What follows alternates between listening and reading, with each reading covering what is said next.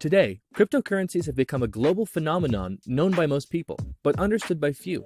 In 2018, you'll have a hard time finding a major bank, accounting firm, software company, or government that hasn't researched cryptocurrencies or started a blockchain project.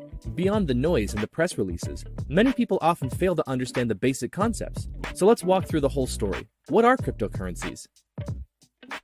Satoshi invented Bitcoin in 2008 as a peer-to-peer electronic cash system. To realize digital cash, you need a payment network with accounts, balances, and transactions. That's easy to understand. One major problem every payment network has to solve is to prevent double spending. That is, to prevent one entity from spending the same amount twice. Usually, this is done by a central server who keeps records of all the balances. In a decentralized network, you don't have this server, so you need every single entity of the network to do this job.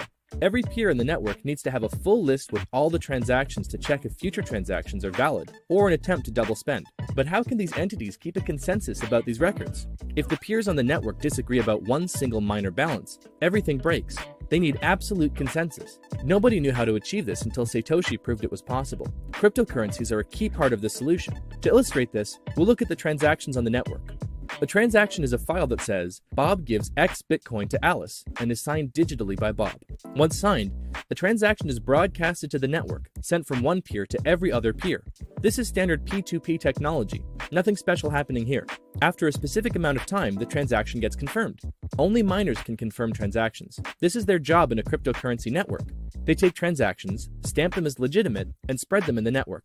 After a transaction is confirmed by a miner, every node has to add it to its database. It has to become part of the blockchain. For this job, the miners are rewarded with cryptocurrency, for example, bitcoins.